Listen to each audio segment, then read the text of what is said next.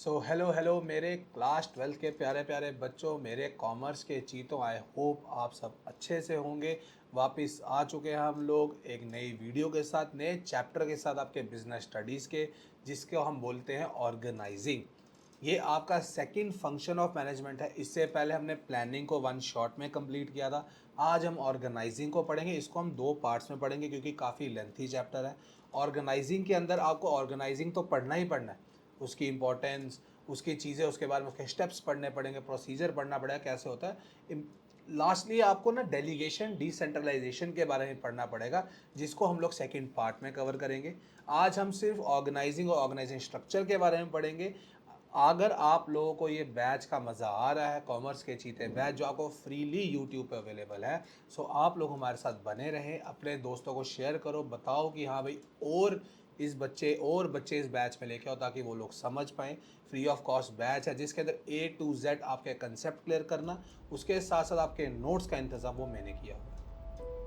Alright, कोई ज़रूरत नहीं आपको और कोई बुक्स पढ़ने की। मैंने ये जो आपको एनसीईआरटीज़ को बना के, एनसीईआरटीज़ पढ़ के, उसके साथ साथ कुछ रिफ्रेशर्स हैं मेरे पास, उन सबको पढ़ के ये नोट्स को बनाया गया है ताकि आप लोग काफ़ी हेल्पफुल रहे। ऑलराइट, एक छोटा सा इंट्रो, उसके बाद हम अपने आज के चैप्टर को स्टार्ट करें।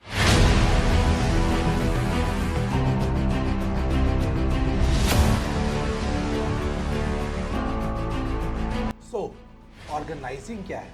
देखो, अपने स्कूल जाते हो, सुबह रात को अपने अपना शर्ट प्रेस कर लेते हो, पैंट प्रेस कर लेते हो, ठीक है ना। उसके बाद उसको रख देते हो, उस हिसाब सुबह नहाते हो, टाइम पे उठते हो, कपड़े चेंज करते हो, उस हिसाब से आप सुबह जाते हो स्कूल। स्कूल जाओगे तो वहाँ वहाँ बस से जाते हो, बस से उतरते हो, वहाँ पर आप लाइन में स्कूल के अंदर जाते हो। 11th में 12th में हो आप लोग, तो बच्चे आप देखो सुबह असेंबली के अंदर आप देखो कैसे खड़े होते हैं।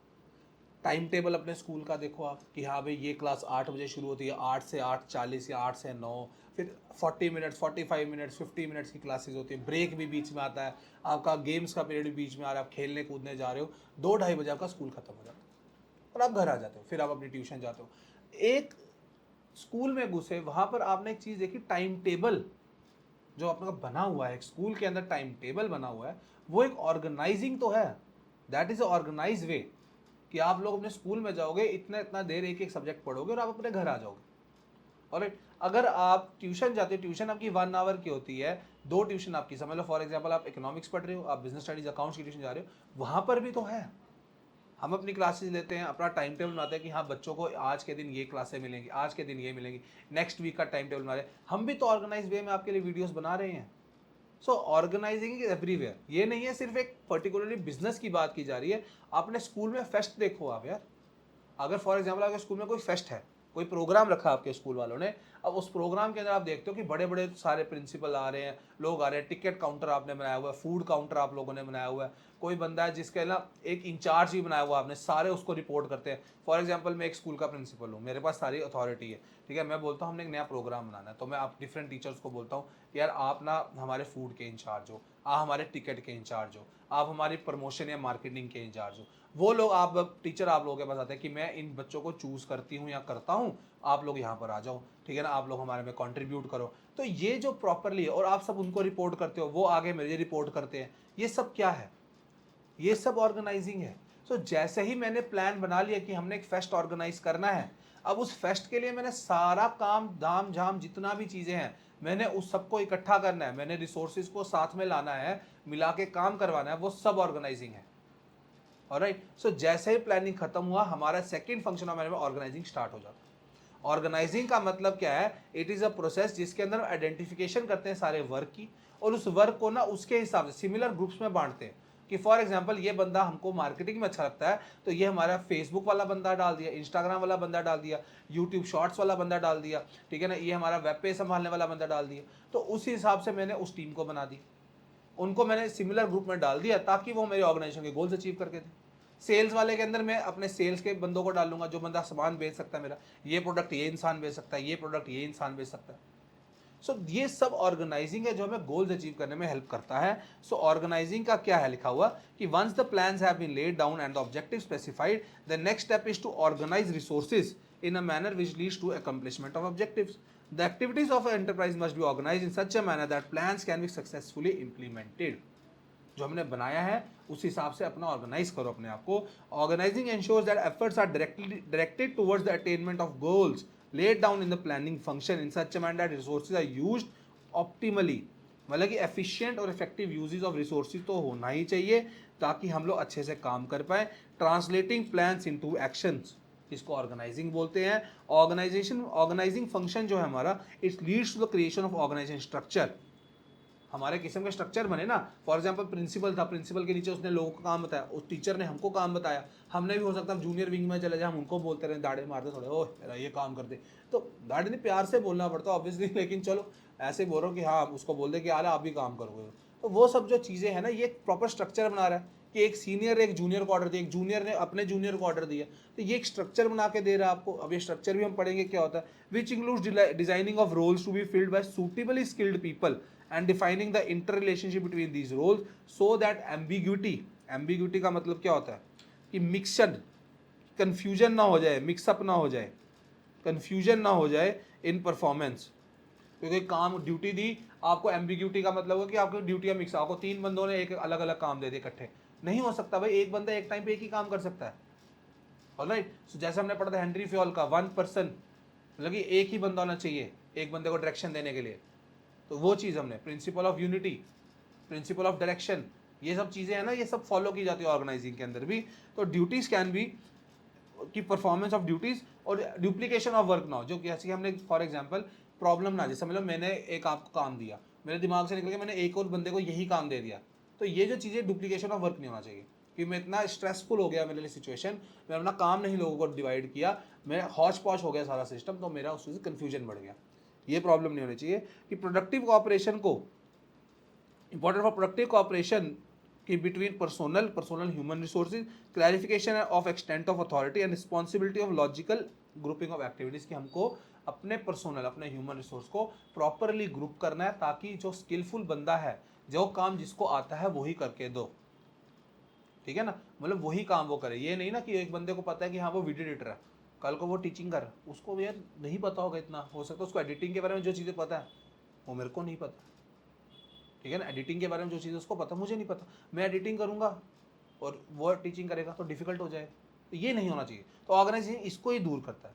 जैसे कि मैंने आपको बताया स्कूल का फेस्ट है, वहाँ पर क्या होता है कि स्पेसिफिक एरिया सारे डील कर रहे हैं, जैसे फूड कमेटी है, डेकोरेशन कोई कर रहा है, टिकटिंग वाला कोई कर रहा है, जो एक सुपरविजन के अंडर होगा, जो एक कॉमन बंदा इंचार्ज होगा उसका, वो जैसे प्रिंसिपल है उसका एक इंचार्ज होगा, सब उसको रिपोर्ट करेंगे, सब उसको बताएंगे कि रिलेशनशिप बन जाएंगे आपस में कि भैया मैं आपको बताऊंगा सब कुछ, आगे जाके वो हो सकता है प्रिंसिपल सर को बता रहे हैं वो टीचर हैं। तो ये चीज़ें होती हैं स्कूल फेस्ट के अंदर। तो organising is a process which coordinates human efforts, assemble resources and integrates both to be utilized for achieving specified objectives। कि भैया मैं ह्यूमन एफर्ट के साथ साथ रिसोर्सेज को भी इकट्ठा ला रहा हूँ, ह्यूमंस और रिसोर्सेज जो है हमारी उनको इकट्ठा ला रहा हूँ, उनको दोनों को प्रॉपरली यूटिलाइज कर रहा हूँ ताकि हमारे गोल अचीव हो जाए। Alright, organizing initiates the implementation of plans by clarifying jobs and working relationships and effectively deploying resource for attainment of identified and desired results, जिसको गोल बोलते हैं। Alright, अगर किसी बंदे की डेफिनेशन लिखोगे तो एक्स्ट्रा मार्क्स आपको स्टार्टिंग में बताया मैंने मिले। जैसे आपको ये डेफिनेशन इजी है, organising is a process of defining and grouping the activities of enterprise and establishing authority relationships. कि भैया ऑर्गेनाइजिंग का मतलब क्या है कि आप सिमिलर एक्टिविटीज को ग्रुप कर लो, एक्टिविटी को ग्रुप कर लिया और आपस में अथॉरिटी रिलेशनशिप बना दो कि किसने किसको रिपोर्ट करना है, ठीक है ना, कि कौन बंदा किसके अंडर काम करेगा वो भी बता दो, तो वो ऑर्गेनाइजिंग करके दे देता है आपको। Organizing is second function of management which involves the assignment of tasks and grouping of tasks into departments and the allocation of resources into departments। आपको इसका मैं आपको चीज़ बताता हूँ, देखो एग्जाम्पल लो, चलो एक आपको मैं ना बना के देता हूँ। देखो एक ऑर्गेनाइजेशन होती है ना, ये होता है उसके ऊपर सीईओ टॉप लेवल, उसके नीचे उन्होंने देखो आप क्या क्या बनाया होता है, जैसे कि प्रोडक्शन डिपार्टमेंट होता है, एक सेल्स होता है, एक मार्केटिंग डिपार्टमेंट होता है। ये थोड़ी कि एक ही ऑर्गेनाइजेशन करते जा रही है, एक ह्यूमन रिसोर्स का डिपार्टमेंट होता है, ये सब अलग अलग डिपार्टमेंट है। इनके नीचे इनके लोग होते हैं, जैसे एक होगा हमारा इंचार्ज होगा, ठीक है ना, एक प्रोडक्शन वाले का सामान संभालेगा, एक सेल्स वाले के मतलब कि पीआर टीम होगी, मार्केटिंग वाले में एडवर्टीजमेंट टीम होगी, इंस्टा वाली टीम होगी, एचआर वाले में एक बंदा जो होगा सिलेक्ट करेगा, एक रिक्रूटमेंट करेगा, मतलब कि जो सामान बंदे खरीदेगा, एक इंटरव्यू लेगा, सब अलग अलग लोग हैं। तो ऑर्गेनाइजेशन के अंदर ना ये सब होता है। ये जो सब इसके अंदर मैंने बनाया है ना प्रोडक्शन से, ये क्या है, ये एक इसका ऑर्गेनाइजेशन स्ट्रक्चर है। और मैंने ये क्या किया, मैंने अपने फंक्शंस के हिसाब से इनको डिवाइड किया कि इनका अपना अपना फंक्शन है, और उन्हीं फंक्शनों में उन लोगों को डिवाइड कर दिया। और जो जो उस फंक्शन में माहिर था, जो मुझे पता है ये प्रोडक्शन फंक्शन के अंदर ये बंदा माहिर है, ये बंदा सेल्स फंक्शन के अंदर माहिर है, ये बंदा मार्केटिंग फंक्शन में माहिर है, उसको वहाँ डाल दिया। क्रिकेट खेलते हो, स्कूल में क्रिकेट खेला है, बाहर क्रिकेट खेलते हो, जो बंदा आपको पता है ना कि ये बैटिंग अच्छी करता है, उस बंदे को ओपनिंग करवाते हो, वन डाउन भेज। जो आपको पता है फिनिशर अच्छा है, उसको आप लास्ट में लेके जाते हो, 5th 6th नंबर पे लेके जाते हो कि हाँ लास्ट के 2 ओवर में ये हमारा स्कोर अच्छा पहुंचा देगा। आपको पता है ये बॉलर बहुत अच्छा है, इसको हम फास्ट बॉलिंग देंगे, पहला ओवर इसका है। आपको पता है कि हाँ भैया ये फील्डर अच्छा है, इसको यहाँ पे फील्डिंग दो क्योंकि यहाँ सबसे ज़्यादा कैच आते हैं। ये ऑर्गेनाइज कर रहे हो ना आप सब कुछ, तो आपने उसको वही ड्यूटी दी जिसके अंदर वो माहिर है, ताकि आपका गोल अचीव हो, आप मैच जीत जाओ। तो वो ऑर्गेनाइजेशन भी करती है। तो आपने यही लिखा है कि हाँ भाई आपने इनको डेफिनेट डिपार्टमेंट्स में बांट दिया, किसका क्या डिपार्टमेंट, उस हिसाब से उन्होंने काम कर दिया। स्टेप्स क्या है, स्टेप्स के अंदर आपको एक चीज़ सुनो मेरी। हुआ क्या, फॉर एग्जाम्पल आपको ना स्कूल में छुट्टियां पड़ी, आपके स्कूल में लाइब्रेरी है, लाइब्रेरी के अंदर क्या हुआ, छुट्टियों में 6-7 बच्चों ने बोला कि यार हम लाइब्रेरी संभाल लेंगे, जो 2-3 महीने हैं हम सारे काम कर लेंगे, जो स्कूल लगेंगे हम वापस करेंगे, हमें घर पे कोई काम नहीं है। फैकल्टी बोलती ठीक है बच्चों कर लो। अब हुआ क्या, अचानक से क्या हुआ, लाइब्रेरी वाले उधर पता चला कि वहाँ पर नया स्टॉक आया बुक्स का, नया स्टॉक आया। अब क्या हुआ, सारे बच्चों ने क्या किया, जाके कि सब कुछ फाड़ के ऐसे लगा दिया, सब कुछ हौच पौच है, लाइब्रेरी का सारा सिस्टम हिला दिया। यार वो बोलते यार ये क्या है, बेटर ये नहीं हो सकता था कि एक उनमें से लीडर बन जाता, बोलता भाई देख मेरी बात, तुम शेल्फों में से पुरानी बुक्स निकालो, तुम बुक्स निकालो यहाँ रखो, ठीक है। ने 2 बंदों को बोलता है तुम नई बुक्स लाओ तो वहां पर लगाओ जहां पर उन्होंने जगह निकाली है, ठीक है। एक बंदा क्या बोलता है सफाई कर ले, एक बंदे को बोलता है यार तुम ना सारे बॉक्सेस वगैरह को सारे टैली कर लो कि कौन से आ चाहिए, ये वाली बुक टैली कर लो। तो आपने दिखा सबको अपना अपना काम दे दिया, सबको डिवाइड कर दिया काम। तो ये ऑर्गेनाइजिंग करके देता है कि ऑर्गेनाइजिंग के स्टेप्स क्या है, कि सबसे पहले आप काम को आइडेंटिफाई कर लो कि क्या काम करना है, और उसको डिवाइड कर लो छोटे छोटे हिस्सों में। कि सब देखो लाइब्रेरी से जानी थी ना, तो मैंने उस काम को 6-7 स्टेप्स में बांट दिया कि यार एक बंदा ये करेगा, एक बंदा ये करेगा, काम आइडेंटिफाई करके मैंने बताया। दूसरा मैंने उनको डिपार्टमेंट्स में बांट दिया, जैसे इस ऑर्गेनाइजेशन में मैंने आपको बताया ना, प्रोडक्शन डिपार्टमेंट अलग है, सेल्स डिपार्टमेंट अलग है। ऑलराइट, मैं बोलता हूं आपने सेल्स 20% बढ़ानी है, सेल्स 20% बढ़ाना, मैंने आइडेंटिफाई कर लिया काम को। अब सेल्स 20% बढ़ाना सिर्फ सेल्स डिपार्टमेंट का काम नहीं है, वो एक फाइनेंस डिपार्टमेंट का काम है, वो प्रोडक्शन डिपार्टमेंट की प्रोडक्शन भी इंक्रीज करनी पड़ेगी अगर सेल्स इंक्रीज हो रही है, आपको प्रमोशन भी इंक्रीज, मार्केटिंग भी ज्यादा करनी पड़ेगी अगर आपको सेल्स इंक्रीज करनी है। आपको उसके साथ साथ अपने हिसाब से नए नए ह्यूमन रिसोर्स भी चाहिए, आपको ये भी करना पड़ेगा, नई नई मशीन लानी पड़ेगी, वो भी बहुत जरूरी है प्रोडक्शन अगर आपको सेल्स इंक्रीज करनी है। तो ये सब भी हो रहा है, डिपार्टमेंट्स अलग अलग अपने अपने रोल में, तो डिपार्टमेंटलाइजेशन किया। फिर आपने अपने अपने डिपार्टमेंट को ड्यूटी दे दी कि भाई सेल 20% बढ़ानी है, तो इंस्टाग्राम पे ऐड ज्यादा चला, तू यूट्यूब पे ज्यादा ऐड चला, तू प्रोडक्शन ज्यादा करना शुरू कर, ये प्रोडक्ट से ज्यादा प्रोडक्शन करना शुरू कर, एक काम कर ये वाले तरीके से प्रोडक्शन कर, ये सब करना गया। और लास्ट में मैंने रिपोर्टिंग रिलेशनशिप बनाया, कौन किसको रिपोर्ट करेगा, कि हाँ भैया वो जो प्रोडक्शन वाला बंदे थे प्रोडक्शन हेड के पास आया कि मैंने प्रोडक्शन हेड ने बोला कि भाई आपका इस सर आपने ये बोला था, ये सब हो गया। और मैं production head as a production head मैं आगे सीईओ के पास गया, मैंने बोला सर आपने 20% बोला था, we are working upon it, हमने आज इतना अचीव कर लिया है, हम इतना और बचा हुआ है, हमें थोड़ा सा टाइम और चाहिए। वो रिपोर्टिंग रिलेशनशिप बन गया, अथॉरिटी बन गई, हायरार्की बन गई काम करने की। तो ऑर्गेनाइजिंग सब में हेल्प करता है। जैसे कि सबसे पहले बताया आइडेंटिफिकेशन ऑफ वर्क करने में हेल्प किया, डिवीजन ऑफ वर्क। सबसे पहले identifying and dividing the work is done according to the previously determined plans, कि हमने जो प्लान है तो उसका आइडेंटिफाई कर लिया। वर्क को डिवाइड किया मैनेजेबल एक्टिविटीज में, so that duplication can be avoided, कि जो डुप्लीकेशन मतलब होता है कि वापस काम एक चीज का रिपीटेटिव काम नहीं होना चाहिए वापस। एक को मैंने बोला कि हाँ यार तू ये बॉटल भरा, दूसरा ठीक है मैं भूल गया, दूसरे बंदे को वही बोल दिया। एक बंदे को एक ही काम दो, ठीक है ना, और एक बार लिख लो कि हाँ भाई ये काम ये कर रहा है तो आप रहने दो, तो डुप्लीकेशन नहीं होना चाहिए कि हाँ भाई। और burden of work can be shared among the employees, एक ये चीज। दूसरा डिपार्टमेंटलाइजेशन कर लो। डिपार्टमेंटलाइजेशन का मतलब है कि डिफरेंट डिफरेंट डिपार्टमेंट से लोगों को बांट दो ताकि इजी हो काम करना। It is a grouping process in which activities of similar nature are group together. जैसे प्रोडक्शन वाला प्रोडक्शन में चला गया, सेल्स वाला सेल्स में चला गया, मार्केटिंग वाला मार्केटिंग में चला गया, क्योंकि जिसका काम उसी को साजे, वो जो काम करेगा वही बंदा वो काम करेगा। क्यों, क्योंकि उसकी स्पेशलाइजेशन आएगी। कोई बंदा बार बार सेम काम करता है ना, तो स्पेशलाइजेशन बोल देते कि भाई एक्सपर्ट है बंदा काम करने में। विराट कोहली डेली प्रैक्टिस करता है तभी उतना एस्टैब्लिश क्रिकेटर है राइट। तो स्पेशलाइजेशन आती है। Department can be created on the basis of territory, जैसे नॉर्थ डिपार्टमेंट, साउथ डिपार्टमेंट, या फिर प्रोडक्ट्स अप्लायंसेस का डिपार्टमेंट अलग ना है, क्लोथ का डिपार्टमेंट अलग है, कॉस्मेटिक का डिपार्टमेंट अलग है। फिर उसके बाद ड्यूटीज असाइन करनी है।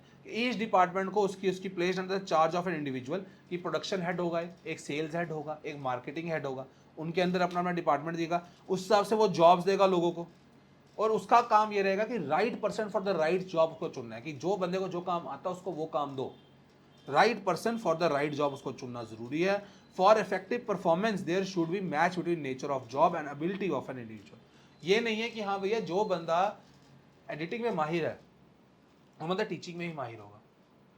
टीचर अपना काम करेगा, एडिटर अपना काम करेगा। उसके बाद establishing authority and reporting relationships, कि हाँ भैया आपने हायरार्की बना देनी कि कौन बंदा किसको रिपोर्ट करेगा।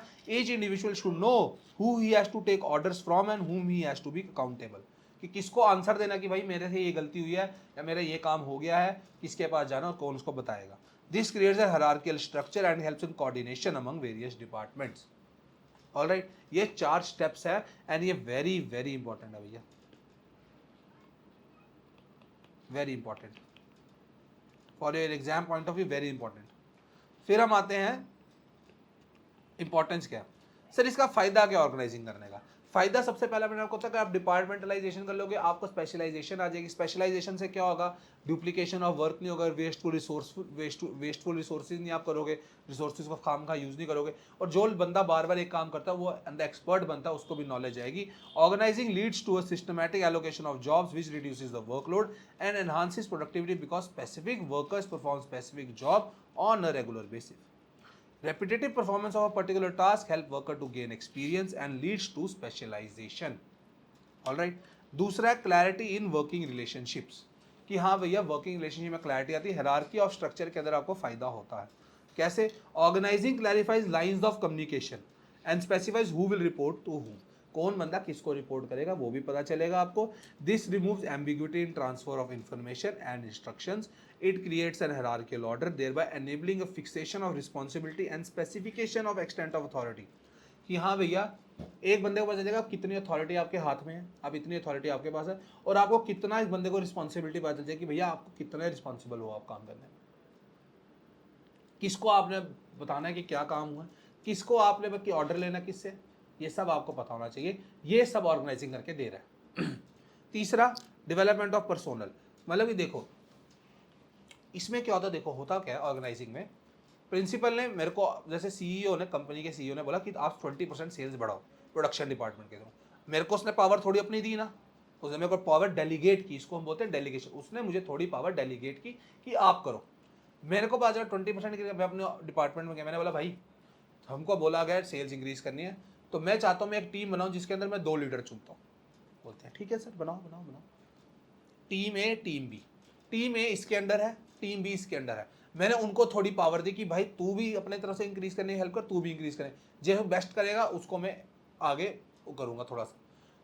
उसने बोला ठीक है। अब मैंने थोड़ी उनको पावर डेलीगेट की, थोड़ी अथॉरिटी की, हाँ भाई थोड़ा सा काम आप अपनी तरफ से करो।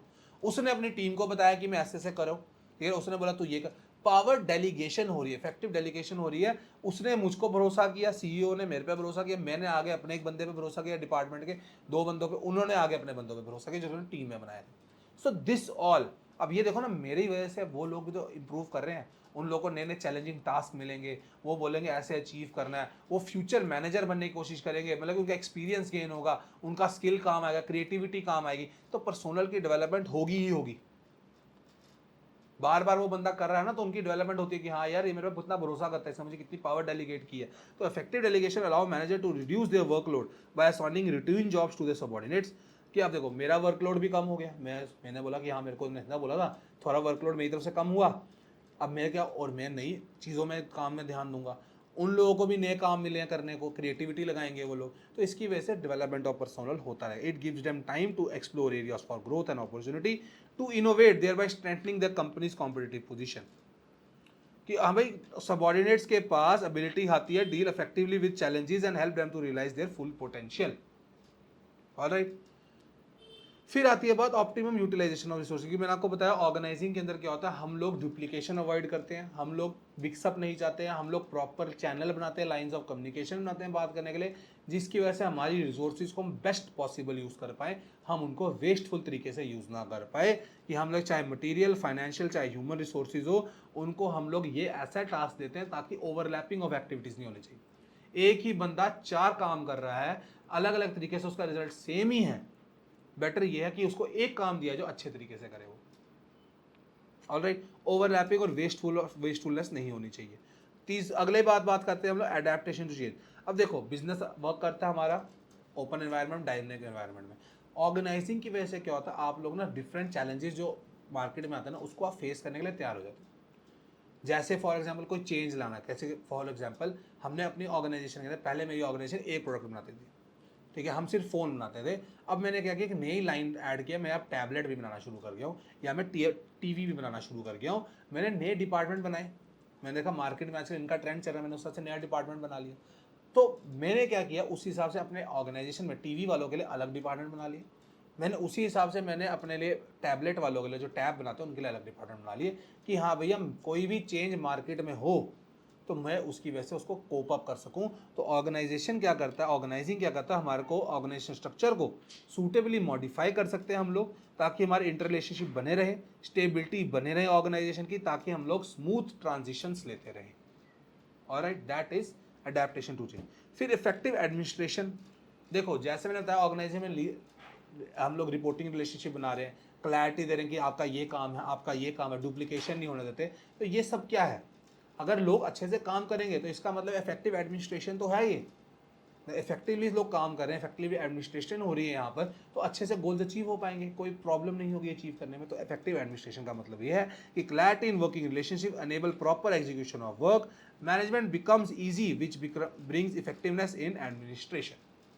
ऑलराइट, और लास्टली एक्सपेंशन एंड ग्रोथ के लिए मैंने आपको बताया कि ऑर्गेनाइजिंग क्या बोलती है, कि आप लोग अपने पुराने जो नॉर्म्स चल रहे हैं उनसे बाहर निकलो, नई नई जगहों पे काम करो, नए नए ऑर्गेनाइजेशन स्ट्रक्चर को बनाओ, अपने जो एम्प्लॉयज़ हैं उनको डेलीगेट करो, थोड़ी पावर दो उनको कि हाँ भाई तुम भी काम कर सकते हो, तुम भी क्रिएटिविटी से अपना काम करो। इसकी वजह से क्या होगा, पर्सनल ग्रोथ होगी, उनकी पर्सनल ग्रोथ होगी, वो खुश होंगे, ज़्यादा से ज़्यादा रेवेन्यू जनरेट करके देंगे, और उसकी वजह से आपकी जो फर्म है वो एक्सपैंड करेगी, उसकी ग्रोथ होगी, कि हाँ भैया जो ज़्यादा लोग चाहिए, जॉब पोजीशंस बढ़ेगी, डिपार्टमेंट नए नए खुलेंगे, नए प्रोडक्ट लाइंस लेके आओगे, नई डोमेस्टिक, नई जोग्राफिकल टेरिटरीज में आप लोग अपना प्रोडक्ट बेच पाओगे। जैसे कि मैं पहले से दिल्ली बेचता था, अब मैं बॉम्बे जा रहा हूँ, अब मैं बंगाल में बेच रहा हूँ, अब मैं असम में बेच रहा हूँ। ये सब कैसे हो पा रहा है, क्योंकि प्रॉपर ऑर्गेनाइजेशन कर पा रहा हूँ, मैं प्रॉपरली ऑर्गेनाइज कर पा रहा हूँ सारी एक्टिविटीज़ को। ऑलराइट, फिर हम बात करते हैं ऑर्गेनाइजेशन स्ट्रक्चर के बारे में। देखो जब से हम बोल रहे हैं ऑर्गेनाइजेशन स्ट्रक्चर है क्या, अब बेसिक ऑर्गेनाइजेशन स्ट्रक्चर की अगर आप बात करोगे ना, होता क्या है, जैसे हमें बोलते हैं ना कि हाँ भैया टॉप मिडल लोअर लेवल को डिवाइड करते हैं, लेवल्स ऑफ मैनेजमेंट, वैसे ऑर्गेनाइजेशन स्ट्रक्चर भी होता है। देखो सबसे नीचे आते हैं जो स्कूल में आप पढ़ रहे हो, स्कूल में प्यून्स होंगे, ठीक है ना, गार्डनर होगा, जो छोटे लेवल पे है सबसे। उसके ऊपर कौन आता है, जो हमारे मतलब कि थोड़े थोड़े इंचार्ज होंगे, ठीक है ना, जिनको आप थोड़ी ज़्यादा पावर दोगे। फिर उसके ऊपर जो नॉर्मल टीचर्स होते हैं हमारे, वो टीचर्स आते हैं, एसएसटी टीचर आपकी, जैसे आपके स्कूल में इंग्लिश टीचर, एसएसटी टीचर, आपकी बिजनेस स्टडीज़ का टीचर होगा, इकोनॉमिक्स का टीचर, अकाउंट्स का टीचर, वो सब आगे। उसके ऊपर कौन आते हैं, एचओडी आते हैं, हेड ऑफ डिपार्टमेंट्स आते हैं, ठीक है ना, कोऑर्डिनेटर आते हैं, ठीक है। उसके ऊपर कौन आता है, आपका प्रिंसिपल, वाइस प्रिंसिपल आते हैं। उसके ऊपर चेयरमैन आते हैं और डिफरेंट डिपार्टमेंट्स के हेड। वैसे ही जैसे ये ऑर्गेनाइजेशन में भी चलता है। ऑर्गेनाइजेशन स्ट्रक्चर क्या होता है, जैसे एक ऑर्गेनाइजेशन है, ये देखो उसके ऊपर क्या होता है, ये जनरल मैनेजर साहब है, हेड है, ठीक है। उसके नीचे क्या है, गारमेंट है, कपड़े बनाने, उसके अंदर प्रोडक्शन वाला है, फाइनेंशियल वाला है, मार्केटिंग वाला है, एचआर वाला है। ये सब क्या है, ये ऑर्गेनाइजेशन स्ट्रक्चर है, ठीक है ना। अभी स्ट्रक्चर जो है ना, ये डिपेंड करता है, आप फंक्शन के बेस पे डिवाइड करते हो या आप प्रोडक्ट्स ज़्यादा आपके उसके बेस पे डिवाइड करते हो, वो सब हम पढ़ेंगे, ठीक है ना, किस बेस पे। लेकिन ऑर्गेनाइजेशन स्ट्रक्चर क्या है, it is a framework within which managerial and operating task are performed. It specifies relationship between people, work and resources. It allows coordination among human, physical and financial resources which enable business to accomplish their goals. All right, कि divide करना है, structure हो गया division, कि हाँ भाई different departments हैं आपके जगह पे, आपके ऑफिस के अंदर डिफरेंट डिपार्टमेंट्स हैं, वो क्या क्या काम करते हैं वो सब बताया जा रहा है, कि इसकी वजह से प्रॉफिटेबिलिटी बढ़ेगी, आपके प्रॉफिट इंक्रीज होंगे। और पीटर ड्रकर भाई साहब ने कहा था कि ऑर्गेनाइजेशन स्ट्रक्चर जो है हमारा, it is an indispensable means and the wrong structure will seriously empire business performance and even destroy it. Structure जितना अच्छा उतना इफेक्टिवली बिजनेस काम करेगा, जितना गंदा स्ट्रक्चर होगा उतना ही गंदा बिजनेस को लॉसेस फेस करने पड़ेंगे और बिजनेस बंद हो जाएगा। ये ड्रकर साहब ने कहा था।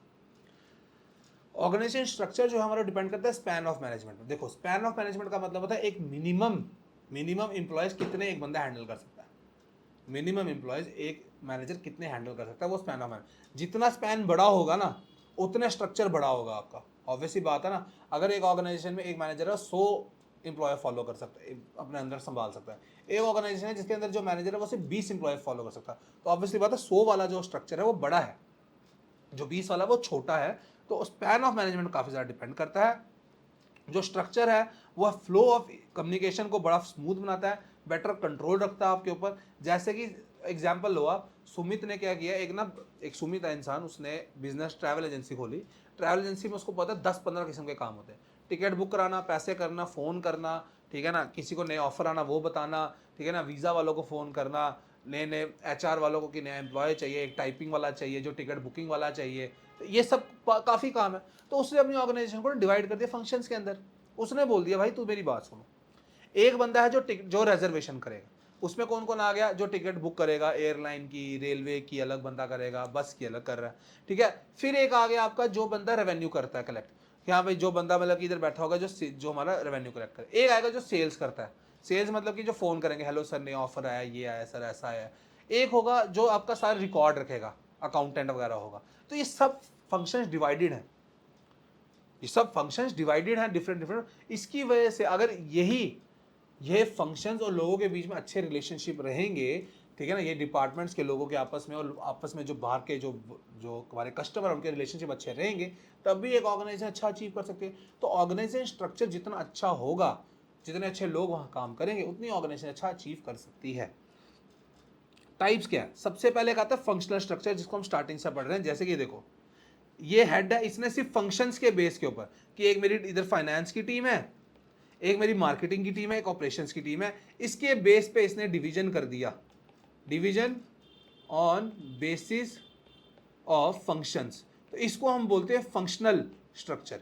इसने फंक्शंस के ऊपर सारा कुछ डिवाइड किया हुआ है। यहाँ पर मैं अगर HR डिपार्टमेंट डालना चाहूँ मैं डाल सकता हूँ, HR मतलब ह्यूमन रिसोर्स का, मैं सेल्स का डिपार्टमेंट डाल देता हूँ, ठीक है, मैं एक डिपार्टमेंट R&D का, रिसर्च एंड डेवलपमेंट का डाल देता हूँ। तो ये सब फंक्शंस के बेस पे कि हाँ भैया इस डिपार्टमेंट में जो बंदा काम कर रहा है ना, उनके ये फंक्शन है, नाम से पता चलता है। मार्केटिंग वाला ज़्यादा प्रमोट करेगा हमारे सामान को, सेल्स वाला ज़्यादा बिकवाने की कोशिश करेगा, ठीक है, ह्यूमन रिसोर्स वाला जो लोग हमें एम्प्लॉय चाहिए तो उसको लाने की कोशिश करेगा, फाइनेंस वाला हमारे डिफरेंट सोर्सेज ऑफ फंड्स इकट्ठा करने की कोशिश करेगा।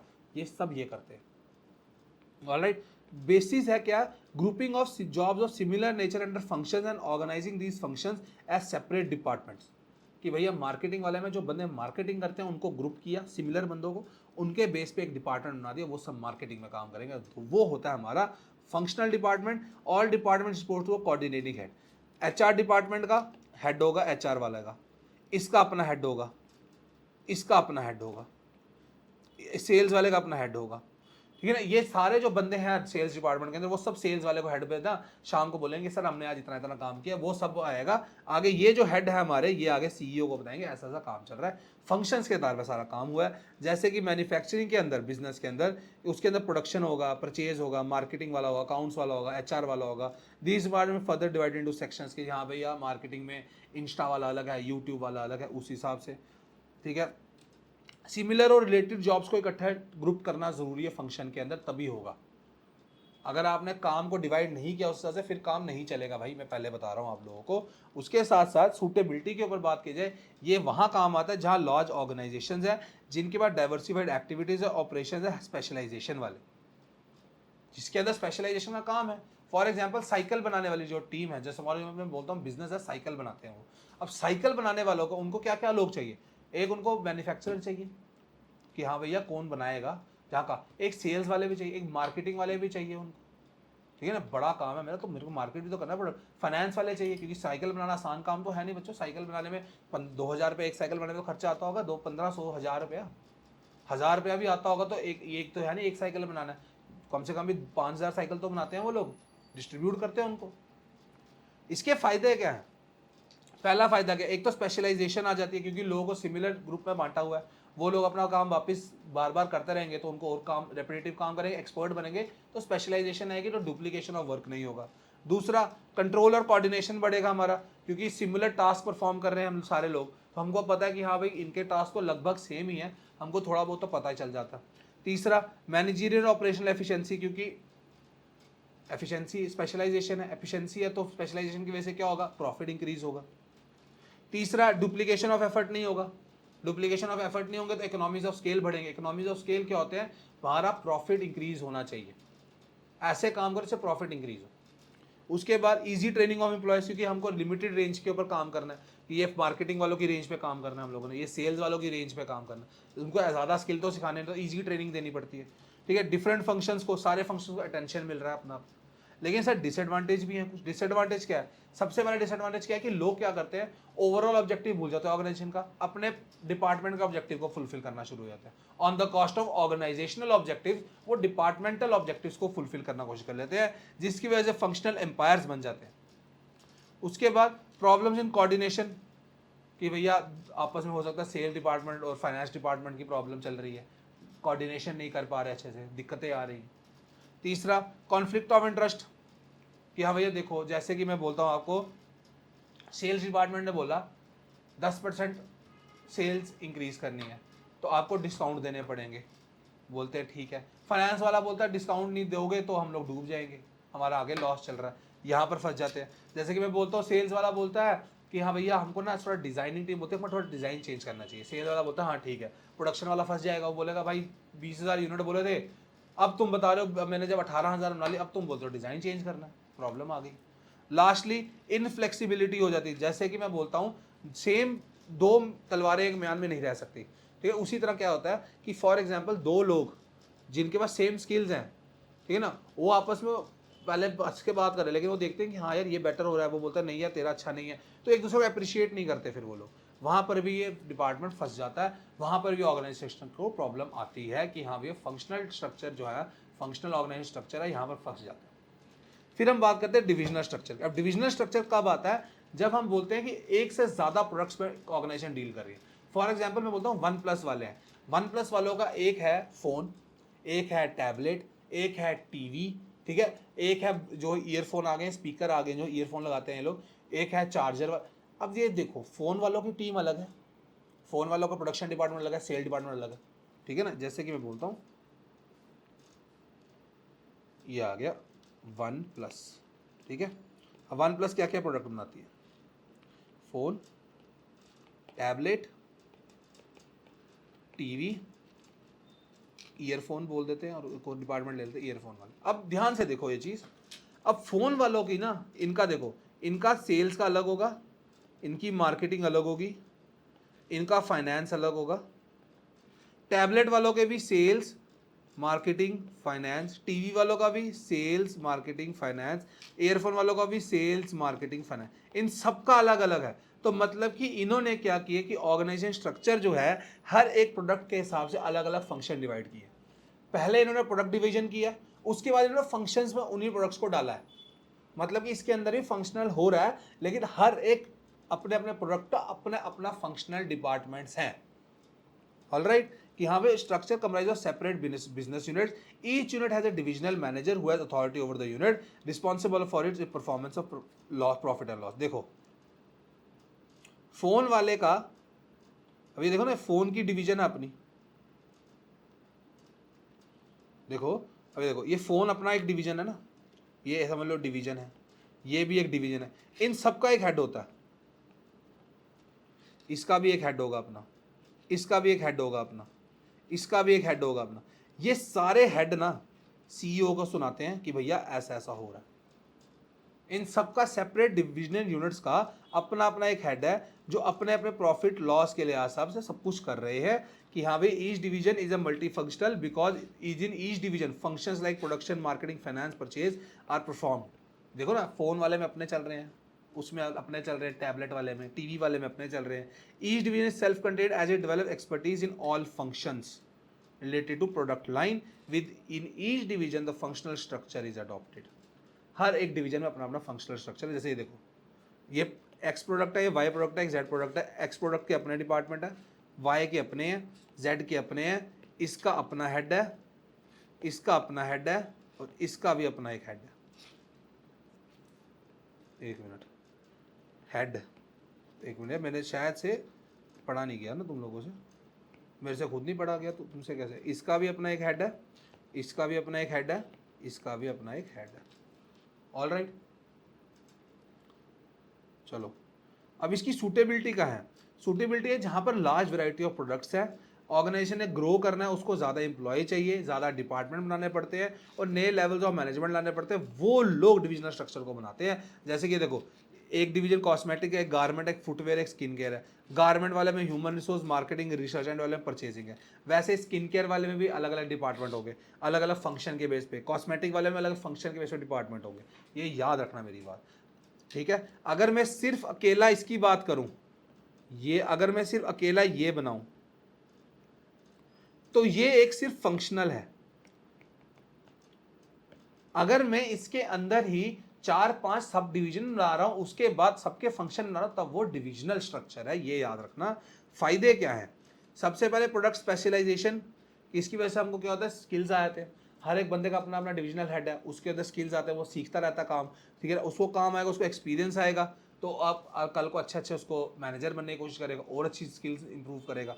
उसके बाद रेवेन्यू और कॉस्ट के अंदर हमको डिफरेंट नहीं पता चल जाता है कि हाँ भैया फ़ोन वालों की ये गलती है तो फ़ोन वालों के डिपार्टमेंट्स को पकड़ लो, ठीक है। इस डिपार्टमेंट में टीवी वालों की ये गलती, टीवी वालों को पकड़ लो, कि हमको पता चल जाता है किसकी कॉस्टिंग कैसे हुई है, किसका रेवेन्यू कम आया, किसका ज़्यादा आया। आइडेंटिफाई कर सकते हैं परफॉर्मेंस को, और रिस्पॉन्स अगर पुअर परफॉर्मेंस हुई है पकड़ सकते हैं कि भाई तेरी पुअर परफॉर्मेंस इधर आ जा, पकड़ लिया उसको। ये चीज़ है। फ्लेक्सिबिलिटी और इनिशिएटिव आ सकता है, क्योंकि हर डिवीजन, देखो ना, हर डिवीजन का एक ऑटोनॉमस यूनिट है। डिवीजन हेड के पास अपनी पावर है, बोले भाई जैसे मर्जी तुम करके दो मेरे को। उसके बाद एक्सपेंशन और ग्रोथ ईजी है कि नई डिवीजन डाल दी, पुराने को दिक्कत थोड़ी है। अगर मैं बोलता हूँ OnePlus वालों ने पहले टीवी लाया, पहले फ़ोन लाया, फिर टीवी लाया, उसके बाद उन्होंने समझ लो अब टैबलेट भी ले आए हैं वो लोग, उससे क्या उन्होंने नया डिवीजन बना लिया। उनको क्या फ़र्क पड़ा? पुराने टीवी वालों को फ़र्क पड़ा, फ़ोन वालों को फ़र्क नहीं पड़ा, उन्होंने उस हिसाब से बना लिया। लेकिन डिसएडवांटेज क्या है?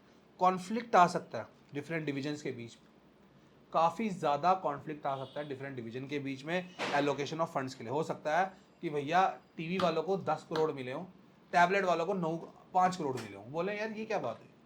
एलोकेशन ऑफ फंड ऐसे होने चाहिए जो ना किसी को प्रॉब्लम ना दे। उसके बाद कॉस्ट इंक्रीज हो सकती है।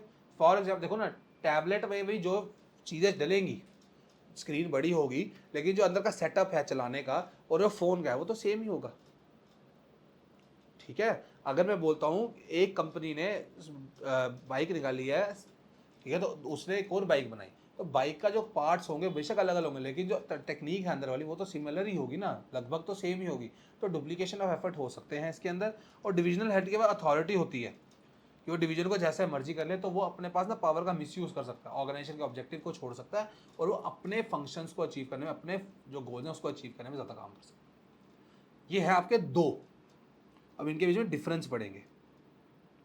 पहला डिफरेंस क्या है? फंक्शन बना है फंक्शंस के बेस पे, ये बना है प्रोडक्ट के बेस पे। प्रोडक्ट लाइन क्या है? प्रोडक्ट पहले प्रोडक्ट के बेस में डिवीजन की है कि हाँ भाई ये वाला X product, Y product, Z product, फिर उसको फंक्शंस के हिसाब से बनाया गया। इधर फंक्शनल स्पेशलाइजेशन है जो मार्केटिंग वाले हैं मार्केटिंग में डाल रहे हैं, इधर प्रोडक्ट की स्पेशलाइजेशन है जो टीवी जिनको बनाना था वो टीवी वाले में डाल रहे हैं। पहले टीवी वाला देख रहे हैं, फिर उसके बाद देख रहे हैं प्रोडक्ट में टीवी है, टीवी के बाद उसको स्पेशलाइजेशन दे रहे हैं। रिस्पॉन्सिबिलिटी इधर फिक्स करना मुश्किल होती है, लेकिन इधर ईजी हमें पता चल जाता है कि हाँ भाई किसकी क्या, किस डिपार्टमेंट का कितनी नुकसान हुआ है, किसका फ़ायदा हुआ। मैनेजर की डेवलपमेंट इधर डिफिकल्ट है क्योंकि इधर रिपोर्ट करना पड़ता है, लेकिन इधर ईजी है क्योंकि इधर ऑटोनॉमी दी हुई है डिविजनल हेड को कि हाँ भाई टीवी वाला हेड अपना है, टैबलेट वाला हेड अपना, उनके पास थोड़ी सी ऑटोनॉमस पावर्स हैं।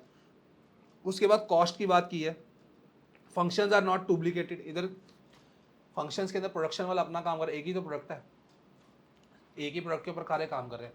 लेकिन उधर टैबलेट वाला अलग कर रहा है, टीवी वाला अलग करता है, लेकिन हो सकता है उनके काम थोड़े सेम हो, सिमिलर हो, तो डुप्लीकेशन हो रहा है। रिसोर्सेज सेम ही यूटिलाइज कर रहे हैं वो लोग अलग अलग तरीके से, यह हो गया, तो इधर ज़्यादा होता है डुप्लीकेशन, तो इधर कॉस्टली है। कोऑर्डिनेशन की बात कर जाए तो हमारी फंक्शनल के अंदर डिफिकल्ट होती है,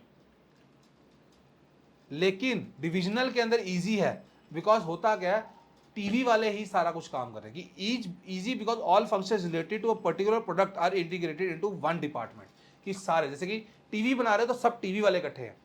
इधर क्या हो रहा है कि हाँ भाई देखो फॉर एग्जाम्पल एक कंपनी लिपस्टिक बना रही है 3 किस्म की, है तो लिपस्टिक रहेगी 3 किस्म की। अब मुझे बताओ इधर कहाँ से कोऑर्डिनेशन आएगी? यार मेरे को अच्छा इसकी ये वाला मेरे को इस शेड का बोलना था, मुझे उस शेड का पता करना था, तो इस जगह इंसान फंस जाता है। तो this was your part 1 of the chapter. इसके बाद हमको 2 बचे, फॉर्मल और इनफॉर्मल ऑर्गेनाइजेशन। फिर हम पढ़ेंगे डेलीगेशन को, सेंट्रलाइजेशन को और डिसेंट्रलाइजेशन को। आई होप अगर आप यहाँ तक आ गए हो, please do a like to a video. एक बारी ना लाइक करो, चैनल को सब्सक्राइब कर दो और हमारी वीडियोस को शेयर करो अपने दोस्तों के साथ, ताकि उन लोगों को भी बेनिफिट हो ये फ्री कोर्स का। फ्री बैच मेरे कॉमर्स के चीतों के लिए मैं लाया हूँ, ताकि आपके सारे कंसेप्ट क्लियर हो जाए। टिल देन अपनी नेक्स्ट वीडियो में मिलते हैं हम लोग, इसका पार्ट 2 लेके आएंगे बहुत जल्दी। गुड बाय, अपना ध्यान रखिए।